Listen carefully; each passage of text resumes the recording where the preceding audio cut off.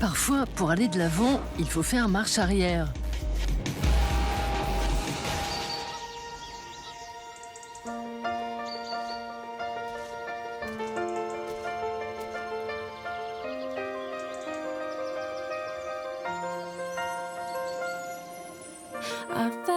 C'est aussi trognon qu'un bon vieux classique de Disney, mais méfiez-vous des apparences. Ce film qui a fait un carton sur le web avec plus de 11 millions de vues n'est pas un dessin animé.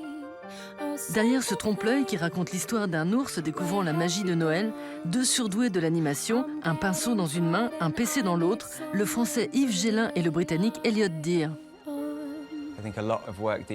Aujourd'hui, beaucoup de créations s'appuient sur la technique. Leur seul intérêt, c'est la technique utilisée. Mon but, c'est que le spectateur ne comprenne pas comment a été réalisé ce qu'il regarde.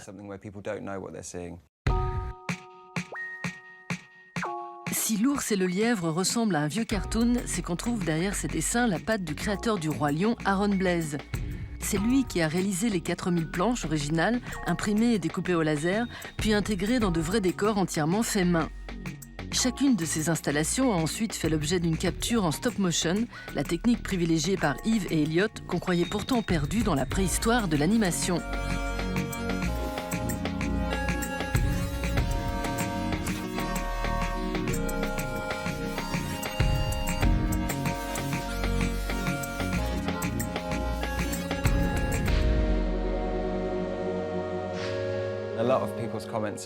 Souvent, les gens me disent « Pourquoi tu t'emmerdes?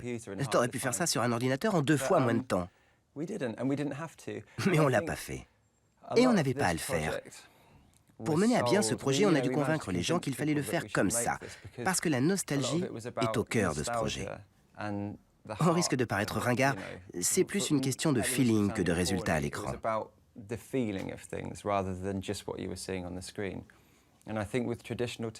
Je pense que les techniques traditionnelles, comme l'image par image et l'animation 2D, rappellent avant tout aux gens ce qu'ils aimaient quand ils étaient enfants.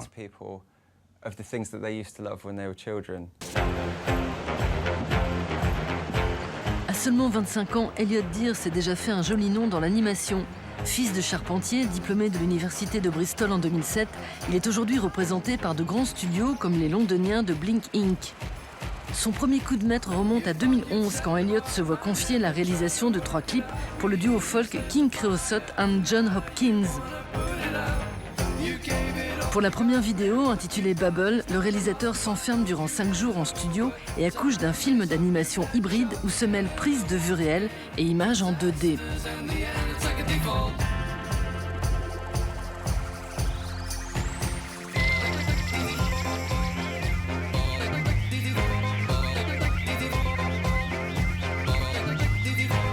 Point commun entre les aventures animées d'Elliot, le mélange de techniques d'animation low et high-tech et la présence de bestioles étranges, son autre dada.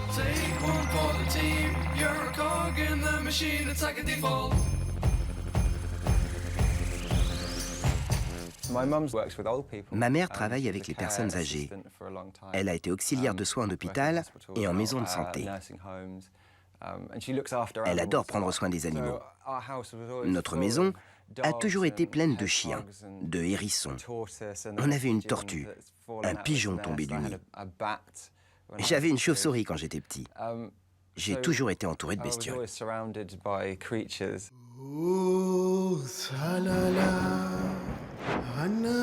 Lui aussi adepte de la cross-animation, l'anglais Mikey Please frappe fort.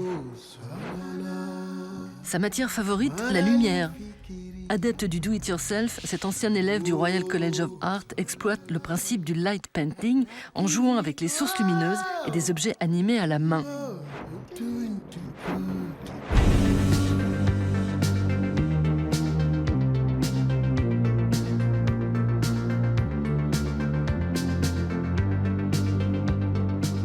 Révolution dans le petit monde de l'animation, l'imprimante 3D change la donne en permettant la fabrication ultra rapide d'éléments modélisés sur ordinateur. Du pain béni pour le réalisateur anglais Noah Harris. Il y a tellement d'étapes. Tu dois modéliser ça en 3 dimensions sur ordinateur, Filmer quelqu'un qui chante, le modéliser, l'animer manuellement pour que le mouvement des lèvres corresponde au son, puis l'imprimer en 3D, et ensuite l'animateur stop motion doit tout mettre dans le bon ordre pour synchroniser le mouvement des lèvres et le playback. Ça c'est F, le son F. Ça c'est 3A, donc A. Bien sûr c'est beaucoup plus compliqué, mais tu n'obtiendras jamais la même chose en t'y prenant autrement.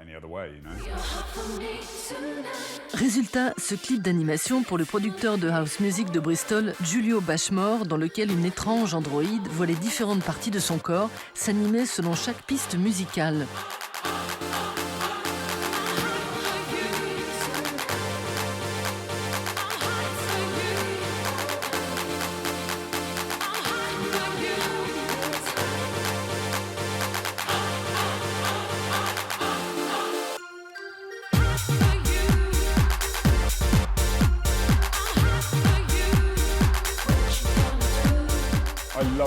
J'adore le stop frame, l'image par image.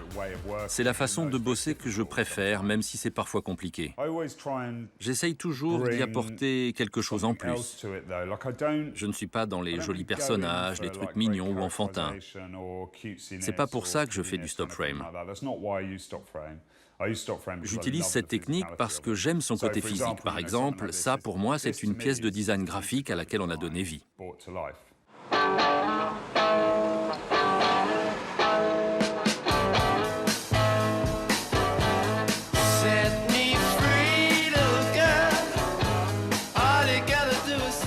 Le design graphique, c'est justement le premier amour de Noah.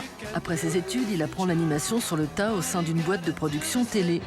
Au bout de 6 ans, il fonde avec 2 autres designers sa propre société d'animation, Precursor, qui lui vaut une solide réputation dans le monde, sans pitié de la pub. Illustration avec cette animation vantant les prouesses d'une imprimante, Noah multiplie les défis. Non seulement il adapte le principe du trompe-l'œil à l'animation, mais il y intègre en plus un personnage vivant qui doit se déplacer pour chaque cliché à sa bonne position. Un vrai casse-tête technique qui en aurait découragé plus d'un.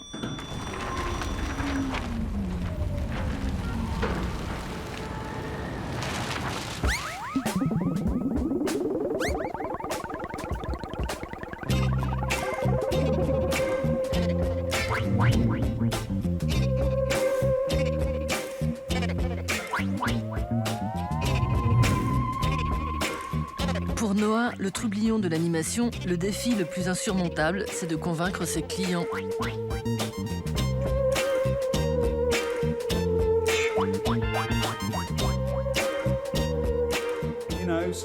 Parfois c'est génial et parfois ça l'est moins. Parfois tu as des clients difficiles et parfois ils sont super. C'est comme dans tous les boulots. Mon père était architecte et il a passé sa vie avec des hauts et des bas, de grandes frustrations et de grandes joies. C'est la nature même de la créativité.